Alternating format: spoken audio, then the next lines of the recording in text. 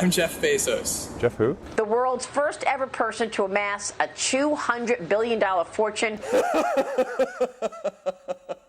You can choose a life of ease and comfort, or you can choose a life of service and adventure. Which one of those, when you're 90 years old, are you going to be more proud of? It's easy to have ideas. It's very hard to turn an idea into a successful product. There are a lot of steps in between, and it takes persistence, relentlessness.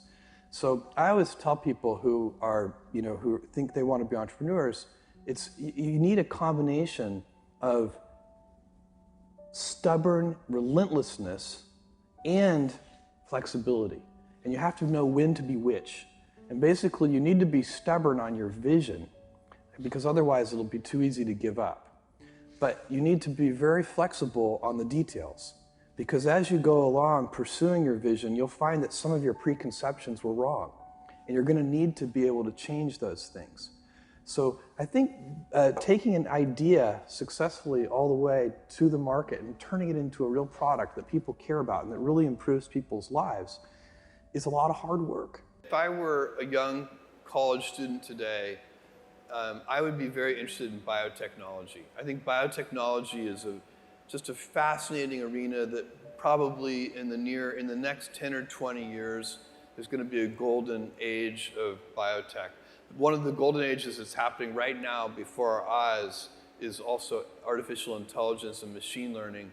So that's another arena that I would be very interested in. It's very important for entrepreneurs to be realistic. And so if you believe on that first day while you're writing the business plan that there's a 70% chance that the whole thing will fail, and then that kind of relieves the pressure of self-doubt. I mean, it's sort of like, I don't have any doubt about whether we're going to fail. That's the likely outcome.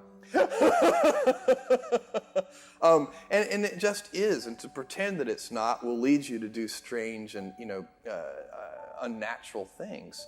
So and what you do with those early investment dollars, so if you have $300,000 and then you have $1 million, what you do with those early precious capital resources is you go about systematically trying to eliminate risk. So you pick whatever you think the biggest problems are, and you try to eliminate them one at a time. And that's how small companies get a little bit bigger, and then a little bit bigger, and a little bit bigger, until finally, at a certain stage, you reach a transition where the company has more control over its future destiny. This is very important for anybody who's going to start a company or market an invention to understand, is that brands for companies are like reputations for people. And reputations are hard-earned and easily lost.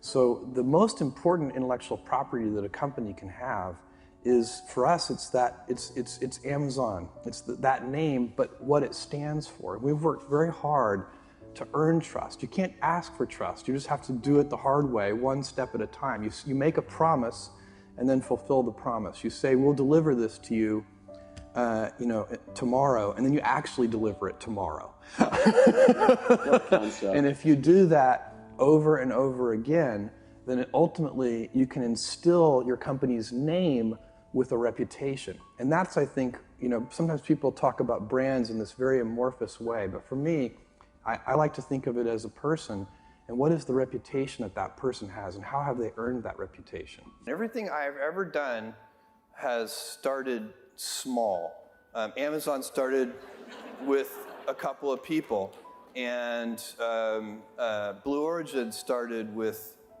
5 people, and the budget at Blue Origin was very, very small. Now the budget at Blue Origin approaches $1 billion a year, and next year it'll be more than $1 billion.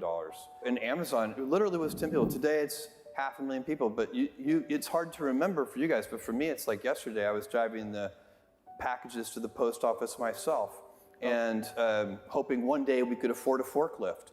And so for me, I've seen small things get big, and it's part of this day one mentality. I like treating things as if they're small. Amazon, even though it is a large company, I wanted to have the heart and spirit of a small one.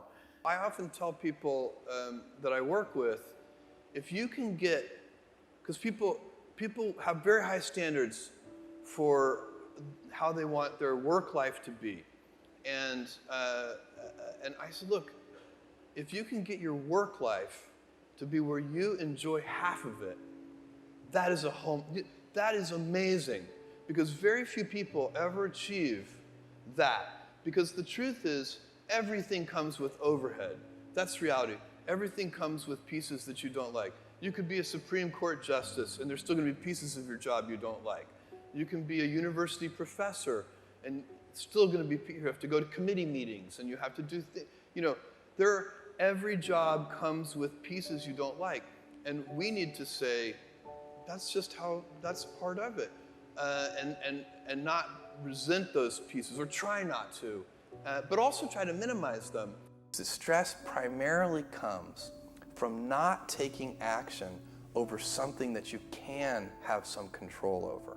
So if I find that some particular thing is causing me to have stress, that's a warning flag for me. What it means is there's something that I haven't completely identified, perhaps in my conscious mind, that is bothering me, and I haven't yet taken any action on it. I find as soon as I identify it and make the first phone call or send off the first email message or whatever it is that we're going to do to start to address that situation, even if it's not solved, the mere fact that we're addressing it dramatically reduces any stress that might come from it. So stress comes from ignoring things that you shouldn't be ignoring, I think, in large part. So stress doesn't come, people get stress wrong all the time, in my opinion.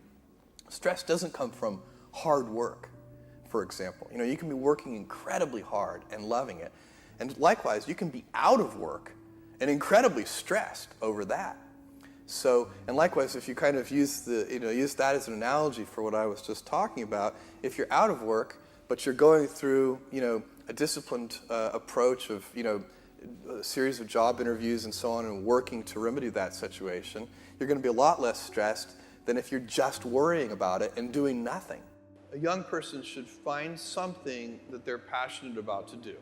And that's not going to surprise anyone. It's a clear thing to do. It's very hard. If you don't love your work, you're never going to be great at it. And I find people don't dislike hard work.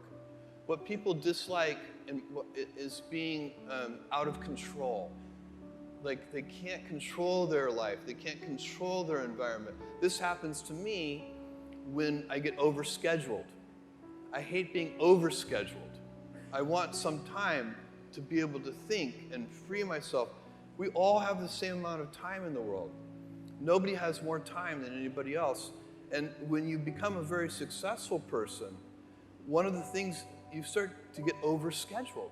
And so you have to guard your time and try to stay a little bit flexible.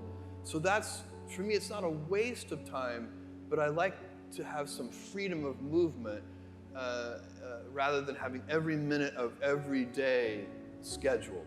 I actually don't like Plan Bs.